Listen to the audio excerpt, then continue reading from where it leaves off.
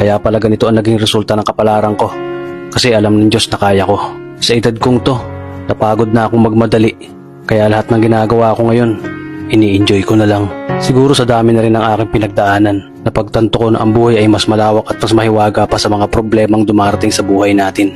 Tumatanda na tayo, baka sa kakahabol natin sa masagana at maayos na buhay, ay hindi na natin na-enjoy ang buhay. Baka nabubuhay na lang tayo dahil nape-pressure tayo sa sasabihin ng ibang tao. Marami na rin akong mga naging maling desisyon sa buhay, pero lahat yun nagsilbing aral sa akin at natuto ako sa mga pagkakamali ko. May mga taong sobra nating mamahalin at bibigyan ng halaga, pero ibabalik lang sa atin ay kabiguan at matinding trauma. Kaya wag nating lilingunin ng mga taong tulad nila dahil mas payapa kapag hindi ka na interesadong malaman pa kung ano pang balita sa kanila. At wag mong idepende ang sarili mo sa kahit kanino. Tandaan mo, kahit sarili mong anino, iiwan ka din nito kapag madilim na ang paligid mo. Kailangan natin matutunan na huwag ikumpara ang sarili natin sa iba dahil hindi natin laban ang laban nila. Karera mo to, di nila karera. Dahil ang buhay ay hindi naman nasusukat sa kung sino ang mayaman, kundi kung sino ang payapa.